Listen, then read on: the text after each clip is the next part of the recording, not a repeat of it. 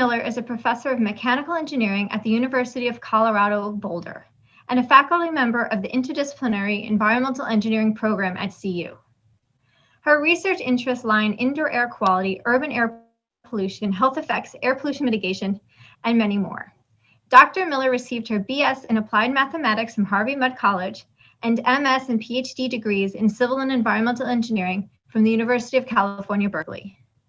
Dr. Miller has been a key contributor to understanding and managing COVID-19. Welcome, Dr. Miller. Thank you for the invitation. It's great to be here.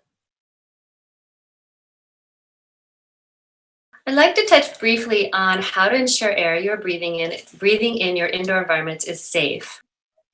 So let's start with a framework, and I'm going to talk more generally about indoor air in buildings, and then I'll focus on what we're doing specifically for COVID recommendations.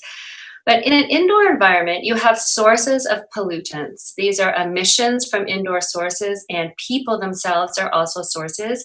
You also have outdoor air pollution coming into your indoor environment.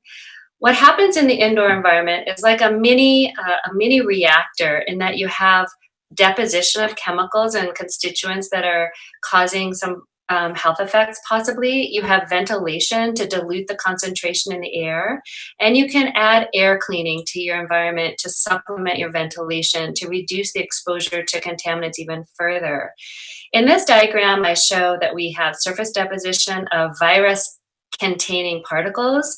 They also can be inactivated just because they can't live that long in a drop and being airborne, and that you can clean the air. But I don't want to forget all the other sources that we typically worry about when we're not in a pandemic, which is traffic-related air pollution that can come into your home, and also things that you do in your house. When you clean your house, when you vacuum your carpets, when you cook, you generate a lot of air pollution in your space. When you use personal care products, you can also add contaminants to your space. And building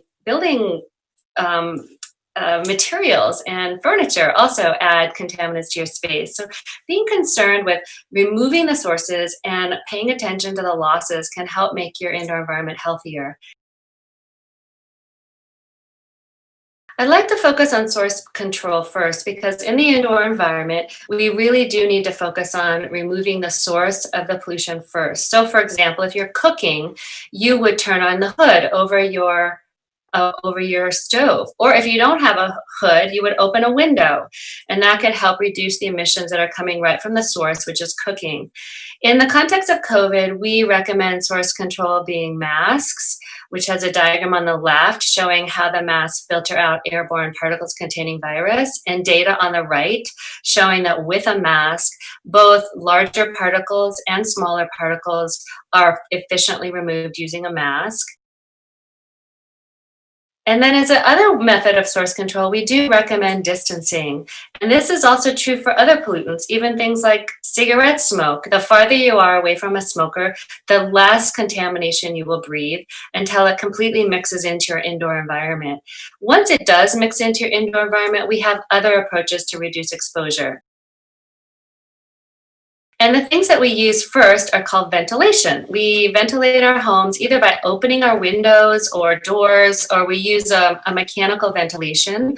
The diagram on the right shows what the future should hold for home ventilation, meaning we do it in an energy efficient way, and we bring in good clean air that can be filtered. On the left is a graphic from an article I wrote trying to explain about mechanical ventilation, especially in a classroom, where you provide a certain amount of outside air per person, and that can also then provide you with an understanding of how rapidly the indoor space will be cleaned through the air changes per hour parameter.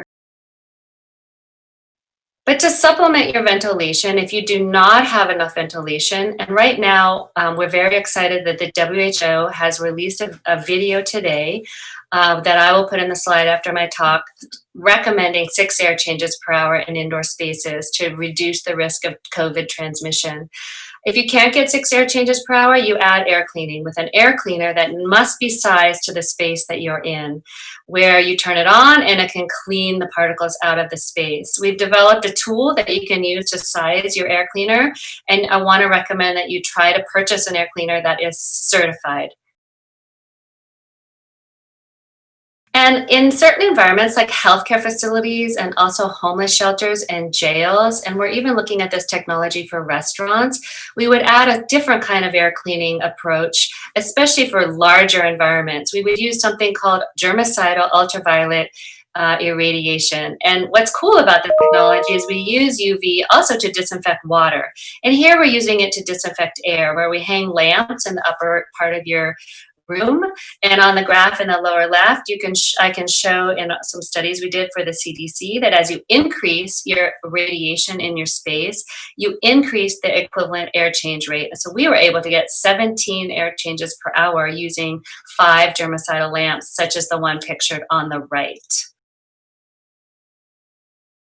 And I think that that's all I'm going to share with you today, except I want to note that the layered approach for protecting yourself against the respiratory virus, SARS-CoV-2, and also, in general, any infectious disease, does include source control, physical distancing and masks, and also room control, which is increasing your ventilation, as well as the other important aspects of public health. So thanks for this time, and happy to answer any questions.